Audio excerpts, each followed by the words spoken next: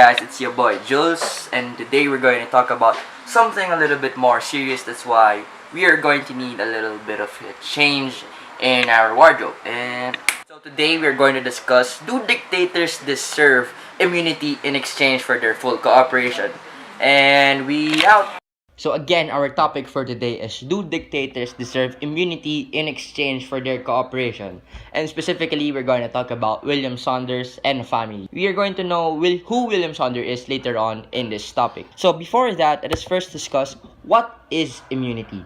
Immunity, as defined by Merriam-Webster, is the exemption from a duty or a liability that is granted by law to a person or class of persons. There are three common types of immunity in the Philippines, one of which is absolute immunity, or the immunity from all personal or civil liability without limits or conditions. Second is the governmental and judiciary immunity, given to selected high-ranking officials for the scope of their tenure. And lastly is the use immunity, granted only to witnesses given that they are to provide information on certain high-priority cases. And now, moving on, Ferdinand Marcos is also known as William Saunders. William Saunders is the name that he used for the Swiss bank accounts which he used to launder the billions of pesos that he smuggled from the Philippines. It is important for us to know Bongbong Marcos' contradicting statements for this topic. First, he said that if you find any, it's yours, pertaining to the ill-gotten wealth. And second, their family only held the money to protect the economy. The first is somewhat of a denial, while the second is somewhat of a confession. That's why it's very contradicting.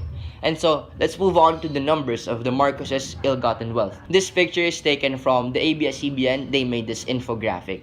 The PCGG has recovered a total of 170 billion pesos worth of the Marcoses family's ill-gotten wealth. The total ill-gotten wealth of the family is around 5 to 10 billion US dollars. Also, the Marcos jewelry collection is worth up to 1 billion pesos. The Marcos family left some when they fled Malacanang. Some was already confiscated when they arrived in Hawaii.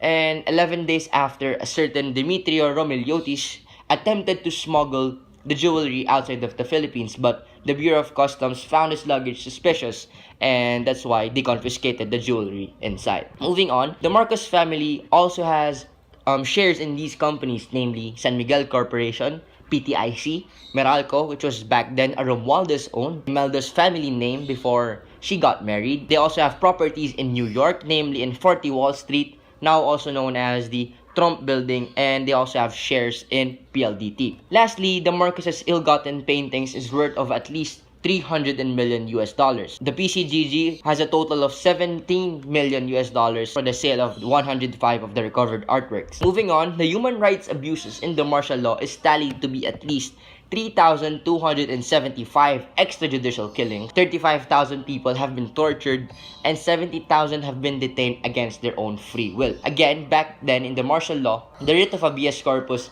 is suspended. Therefore, the military and the Philippine Constabulary, as known back then, can apprehend anyone that they want based on their own preference. A notable name is Boyet Mijares, 16 years old, and just finished his third year in Lourdes School, Quezon City.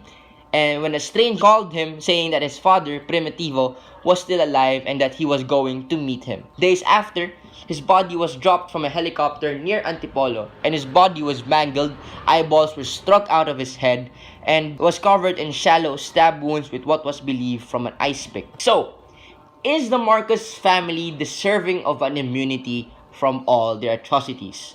The answer is a big no. Legally, an agreement cannot be executed as per Chavez versus PCGG, year 1998, stating that there cannot be a compromise between the government and the Marcoses so as long as it involves giving immunity. The PCGG has the right to give immunity to 1.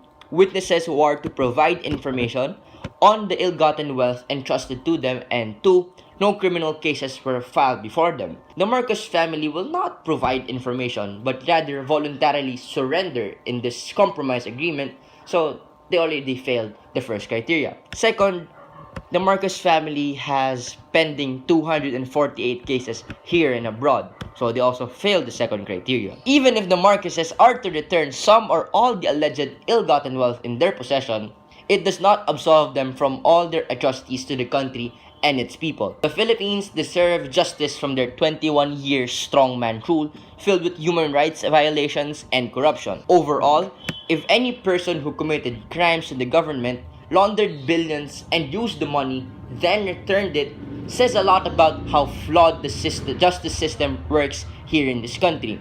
It's basically saying, I'm sorry, here's the money that I stole, please don't put me in jail. Justice is all about accountability, and if the government, especially Duterte, gives the Marcoses the immunity they think they deserve, he is also absolving them from the justice the 100 million Filipinos rightfully deserve. So what's up guys, it's your boy Jules again, and overall, the only good thing that we are going to get from this compromised agreement is that we are going to get the wealth that has been stolen from us, and maybe even pay off the debt that we're going to pay for at least until 2025. It's again your boy Jules. Don't forget to like, comment, and subscribe down below. And peace.